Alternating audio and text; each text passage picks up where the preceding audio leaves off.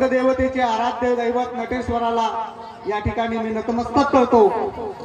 नसीब या नाटकाचे उद्घाटक गुरुवर्य झोळे सर, या नाटकाचे अध्यक्ष गुरुवर्य युवराजजी बोरकर सर, या ठिकाणी ज्यांचं पुष्पगुच्छ देऊन आणि बॅचेस लावून मान सन्मान झाला ते समस्त मान्यवर मंडळी आणि या ठिकाणी उपस्थित असलेले नसीब या नाटकाचा आस्वाद घेण्यासाठी प्रेक्षक, मायबाप, माता भगिनी, मित्रांनो, आपल्या गावातीलच कलावंतांनी निवडलेलं नसीब हे नाटक खूप छान असं हे नाव आहे।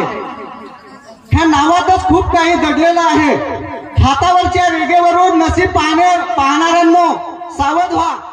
हातावरच्या रेघावरून तुमचं नसीब कुणी ठरवणार नाही, तर तुमच्या घामाच्या कष्टाने आणि मेहनतीने तुमचे नसीब पालटल्या जाईल, एवढं तुम्ही लक्षात घ्या।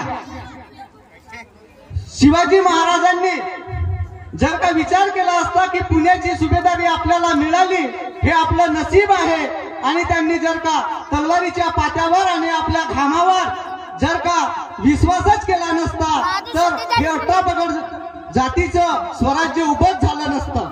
मित्रांनो, नसीब हे कोणी ठरवत नाही, तर श्रम आणि मेहनत हे तुमचं नसीब पालटतं।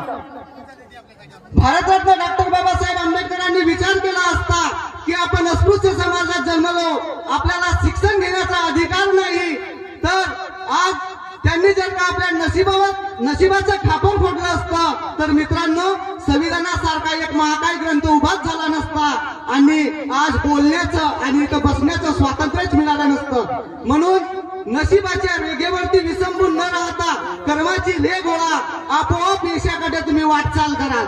मित्रांनो, जो घामाने आंघोळ करतो तो इतिहास बदलवतो, आणि जो पाण्याने आंघोळ करतो तो फक्त आणि फक्त कपडे बदलवतो।